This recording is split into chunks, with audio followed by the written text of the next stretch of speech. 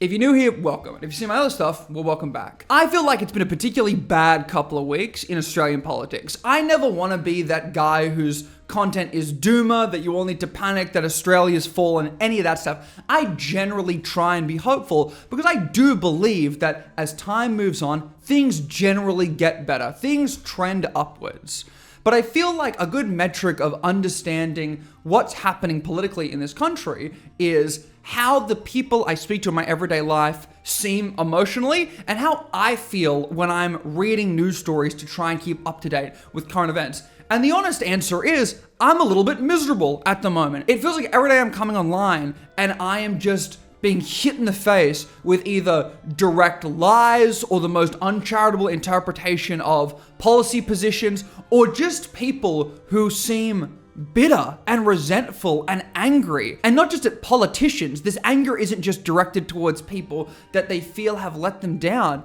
It's just the everyday Aussie, that there is this level of vitriol and racism and bigotry that seems like it's only getting worse. And I don't know what we do about that. This isn't a video where I'm gonna give you an issue and then a solution. I just want to start by first naming some of what I am seeing because it feels like things are getting worse.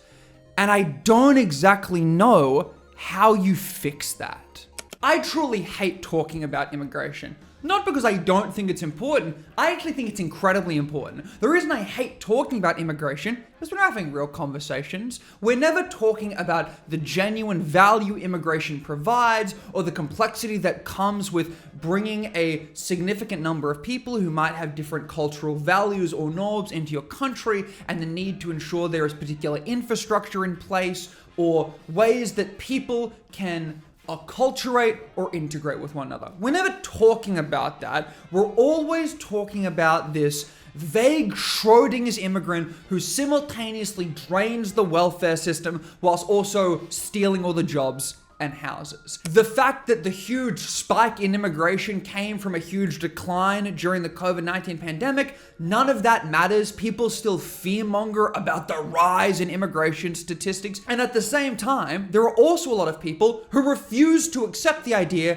that not everyone shares the values we hold in Australia, that these Western liberal values that really allow us to have this freedom of expression, freedom of speech, adherence to democracy, that there are genuinely people in this world who would want to come to Australia and subvert that or take advantage of us. These two things dominate the conversation, and it feels as though one nation knows that and has used that as effectively as they possibly could. In this current cost of living crisis, when people can't afford a home and fuel has become overly expensive, and there is just this general sense of panic, this feeling that the old social contract where you would go to university, you would work hard, you would get a job, and you'd be able to have a family, when that is starting to fall apart, people need someone to blame. People can't accept that institutional failures are to blame. It's just a different world now, that things have changed as globalization has become more of a common thing, that there are some resources or services that are much more readily available and you've been able to take advantage of, but there are other things where the quality has been harder to maintain. People can't accept that. And so, one nation and this populist promise of deleting anyone who doesn't have the same values as you so you can have, your 17-acre home with 15 pools and all of that, that has become the norm. And that is the lie, to be clear. You can think that's hyperbole, that I'm not being charitable, that the average person doesn't realistically expect this huge acreage and everything to get better when immigration is managed appropriately and we deport people who are here illegally. But if we're being honest with ourselves, that is the narrative that's being sold. There is this perspective that the second you resolve our immigration numbers or deport people who are here illegally or against our values, that everything is going to get better. That you're going to be able to afford not just an apartment, but a home with a backyard, the pool, and the white picket fence. That all of your cost of living needs are going to get immediately resolved because there's going to be less people buying petrol or groceries or who need services. That is the narrative being sold, but it's just not true. The reality is, as stated in many of my other videos, immigration benefits the economy. And again, there are some people who might not fit our value system, but this idea that we have this prolific issue with immigrants coming to the country and destroying our way of life, or that we need to be screening people's social medias every time they come into the country, or we need to have these ICE-style raids to deport people who are, destroying the Australian way of life, that is just not necessary. It does not resolve anything. It does not make anything better. It is purely this narrative that has been perpetuated over and over and over again. And the more you say something, the more true people think it is. It doesn't matter what the facts are, it matters what people feel the facts are, as stated in the last video. But it is demoralizing and concerning that the Liberal Party, who were meant to be this center-right, pretty average thinking party, seems to be acquiescing to One Nation's overtly anti-immigration rhetoric. And it's both funny but really worrying that now, even within these very right-leaning online communities, they're starting to eat each other because of the level of resentment and bitter anger that seems to be affecting people's minds right now.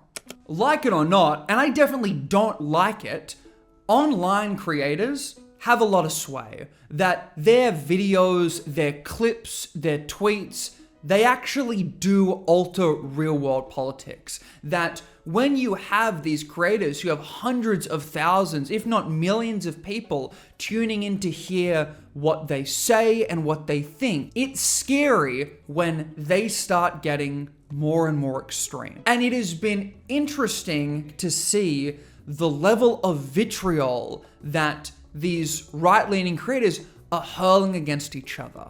Because there is this level of bigotry and racism that is underpinning this in-group conflict that feels like it's bleeding into the real world. That you can have these staunchly right-leaning pro-One Nation creators like Rukshan, who, to be clear, I don't like his content, become the victim of this horrific, racially motivated political campaign that people will just hurl these racist insults or perspectives at him, even though he aligns with almost 99% of their political belief system, but because of the color of his skin, they want him deported out of the country.